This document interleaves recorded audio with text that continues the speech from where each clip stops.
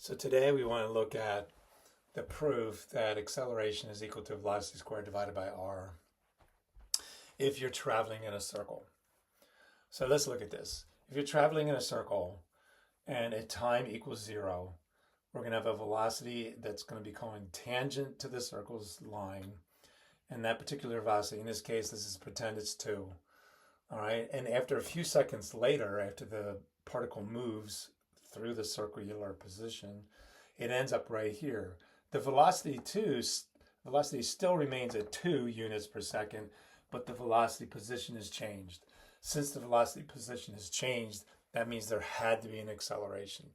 Anybody who's in a car understands that when you come into a corner, you can feel the acceleration even though you remain at the same velocity. When you turn a corner, you're going to feel an acceleration. All right, so let's see how this works.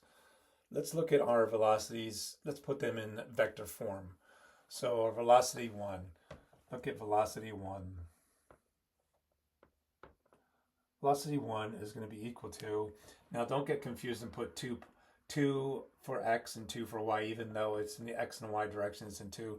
There is no x direction velocity in this vector.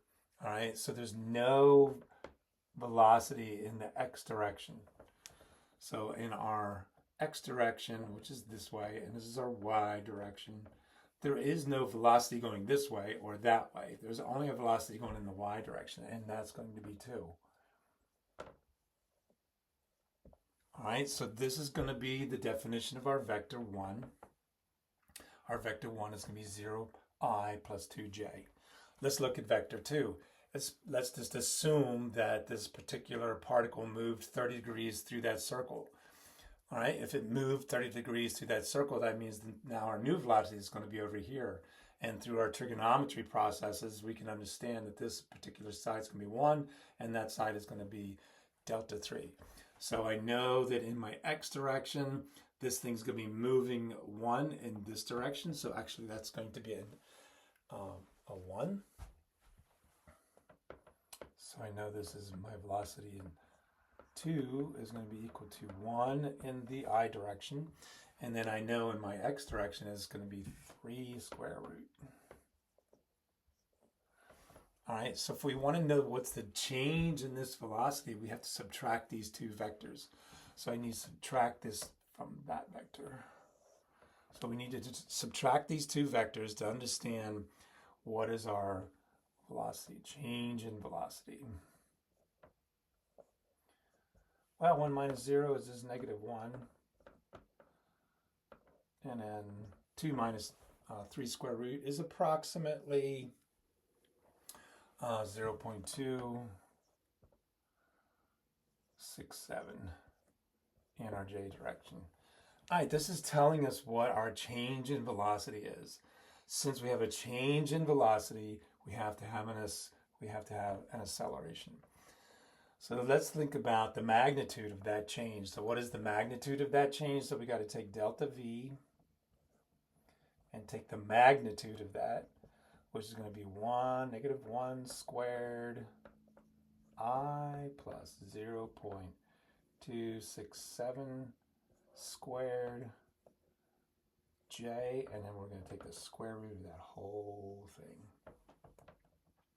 So our magnitude in V is going to end up being approximately 1.03, I think it's 1.352, sounds about right. So that is my change in velocity. You can put units per second over here, it's fine. You don't necessarily have to, but you can. Units per second, all right? So now we know our change in velocity. Let's look at our change in S, our change in S. So what's going on in S? So our change in S is going to be equal to our radius times the change in our theta. So delta S in this particular case is going to be R, which is 2. Our change in theta is going to be from 0 to 30 degrees, which is pi divided by 6 in radians. I'm sorry, I put a 2 here. And our delta S comes out to be approximately 1.04, let me get the right number, 71. All right, so if we look at these two numbers, they're very close. In fact, if you take theta and you start getting closer and closer and closer and closer to zero, these two numbers start to become equal to one another. So we can assume that delta V is going to be equal to delta S eventually. And if we think about it intuitively, it's true, because if we bring this radius down to this radius is 2, this radius is 2, of course 2 is equal to 2, and the velocity is 2, so 2 is equal to 2 is equal to 2. All right, so we can assume that this is true. If we assume this is true, then we can use like triangles.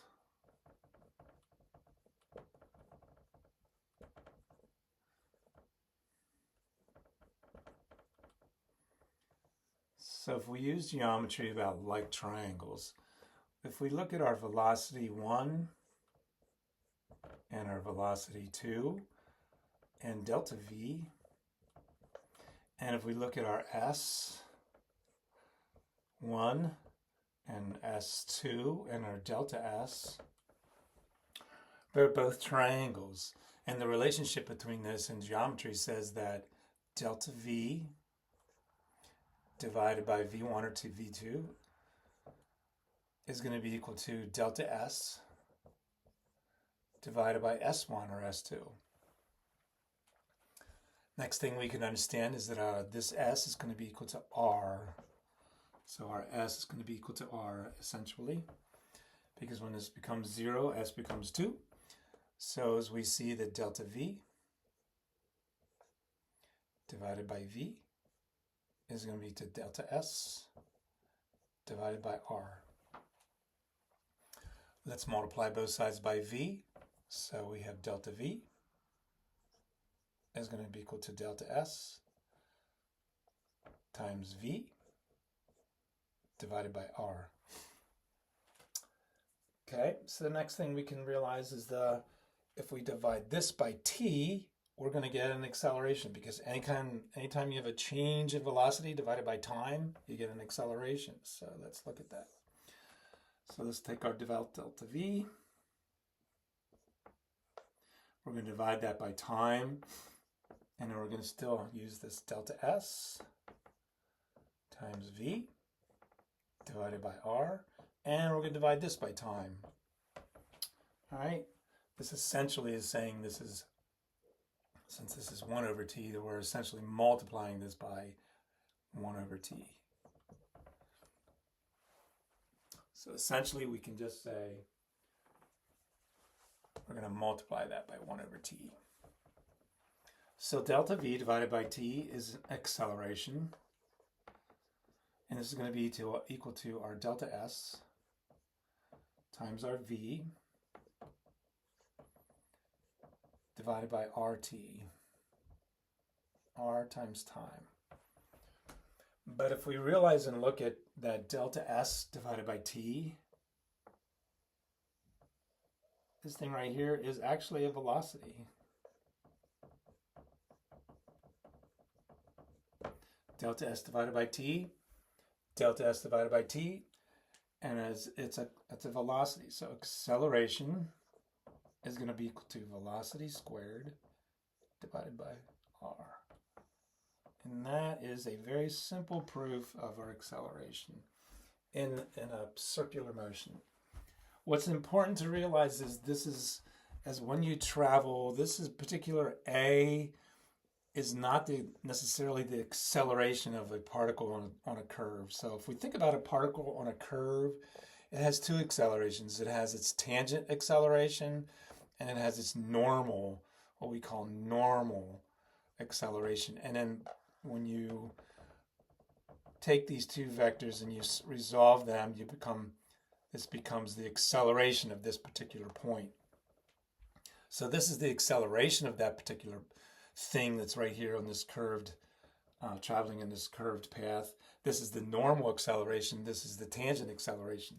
In this case, In this case, our tangent acceleration is 0 because this is constant. This becomes 0. Our tangent acceleration is 0, but not the acceleration in n.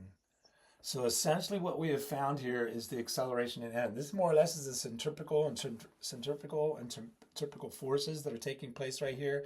So this is basically an when it comes just to circles.